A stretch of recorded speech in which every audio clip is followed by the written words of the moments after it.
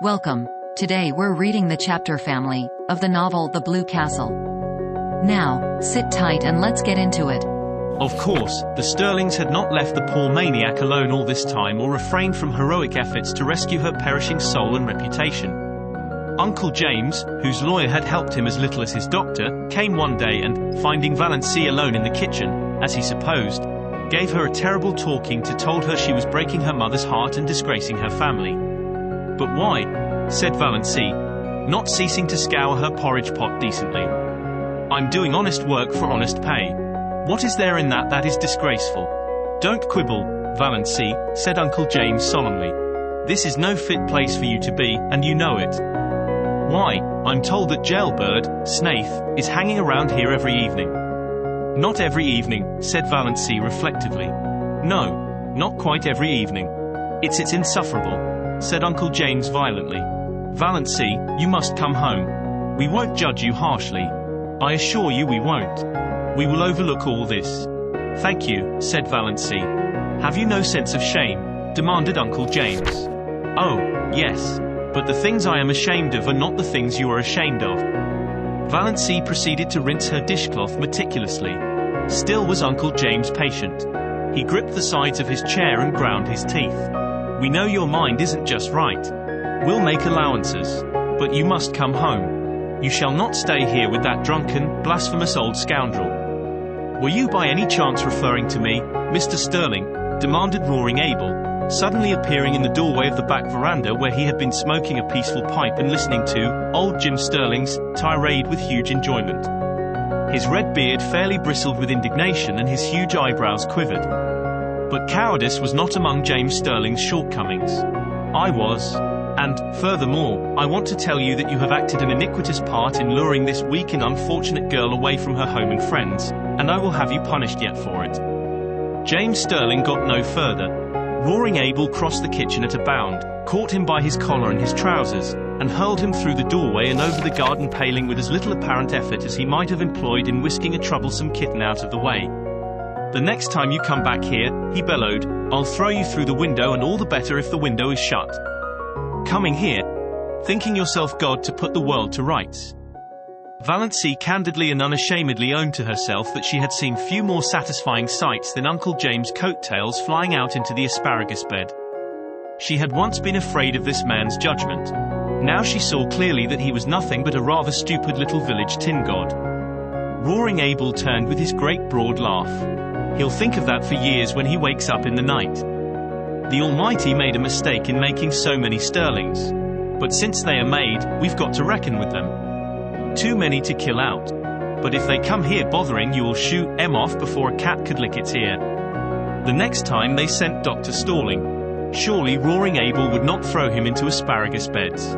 Dr. Stalling was not so sure of this and had no great liking for the task. He did not believe Valency Sterling was out of her mind. She had always been queer. He, Dr. Stalling, had never been able to understand her. Therefore, beyond doubt, she was queer. She was only just a little queerer than usual now. And Dr. Stalling had his own reasons for disliking Roaring Abel. When Dr. Stalling had first come to Deerwood, he had had a liking for long hikes around Mistawus and Muskoka. On one of these occasions he had got lost and after much wandering had fallen in with Roaring Abel with his gun over his shoulder. Dr. Stalling had contrived to ask his question in about the most idiotic manner possible. He said, "Can you tell me where I'm going?" "How the devil should I know where you're going, Gosling?" retorted Abel contemptuously. Dr. Stalling was so enraged that he could not speak for a moment or two, and in that moment Abel had disappeared in the woods. Dr. Stalling had eventually found his way home, but he had never hankered to encounter Abel Gay again. Nevertheless, he came now to do his duty. Valency greeted him with a sinking heart. She had to own to herself that she was terribly afraid of Dr. Stalling still. She had a miserable conviction that if he shook his long, bony finger at her and told her to go home, she dared not disobey. "Mr. Gay," said Dr. Stalling politely and condescendingly, "may I see Miss Sterling alone for a few minutes?" Roaring Abel was a little drunk, just drunk enough to be excessively polite and very cunning. He had been on the point of going away when Dr. Stalling arrived, but now he sat down in a corner of the parlor and folded his arms. "No, no, mister," he said solemnly. "That wouldn't do at all. I've got the reputation of my household to keep up. I've got to chaperone this young lady. Can't have any sparking going on here behind my back." Outraged Dr. Stalling looked so terrible that Valency wondered how Abel could endure his aspect. But Abel was not worried at all. "Do ye know anything about it? Anyway?" he asked genially. "About what? Sparking," said Abel coolly. Poor Dr. Stalling, who had never married because he believed in a celibate clergy, would not notice this ribald remark. He turned his back on Abel and addressed himself to Valency. "Miss Sterling, I am here in response to your mother's wishes. She begged me to come. I am charged with some messages from her. Will you," he wagged his forefinger, "will you hear them?" "Yes," said Valency faintly, eyeing the forefinger. It had a hypnotic effect on her. "The first is this. If you will leave this house," interjected roaring Abel. "House. Troubled with an impediment in your speech, ain't you, mister? This place and return to your home. Mr. James Sterling will himself pay for a good nurse to come here and wait on Miss Gay." Back of her terror, Valency smiled in secret. Uncle James must indeed regard the matter as desperate when he would loosen his purse strings like that. At any rate, her clan no longer despised her or ignored her. She had become important to them. "That's my business, mister," said Abel. "Miss Sterling can go if she pleases, or stay if she pleases.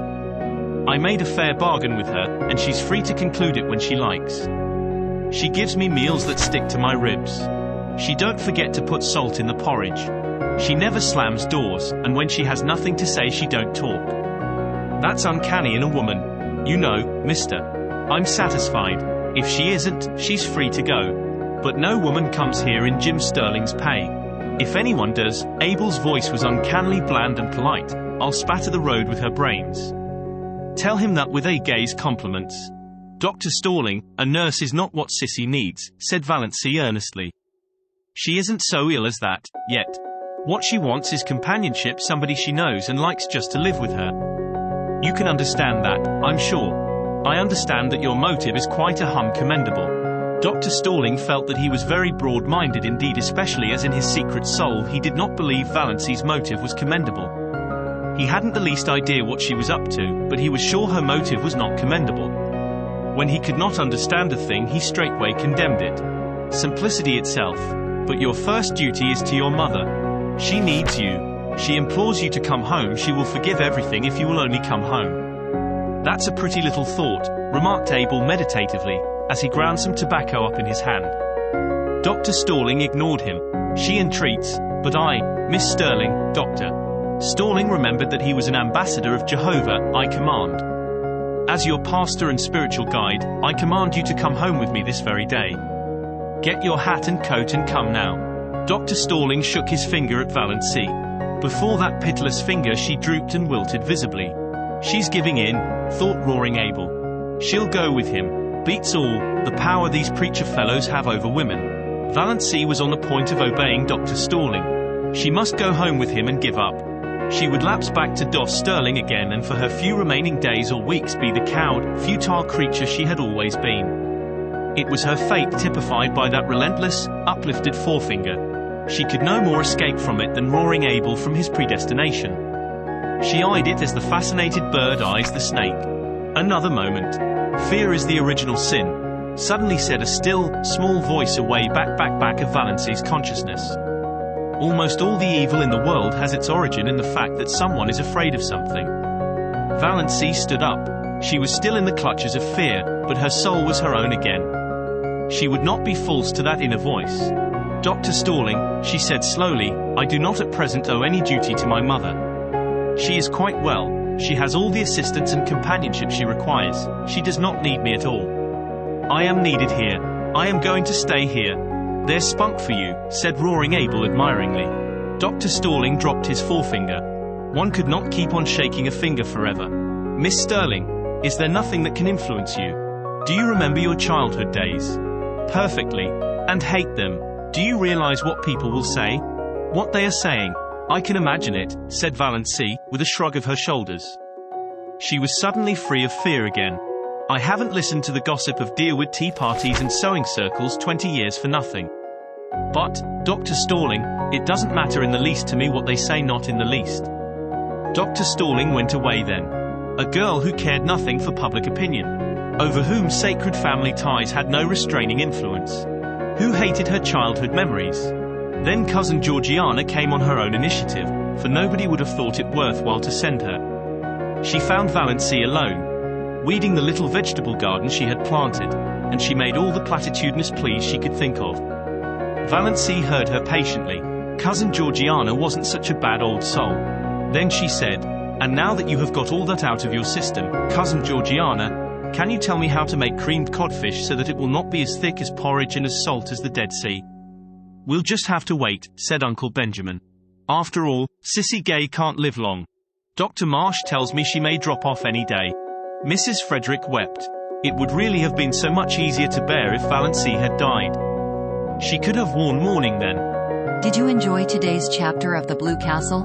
Why not subscribe and ring the bell?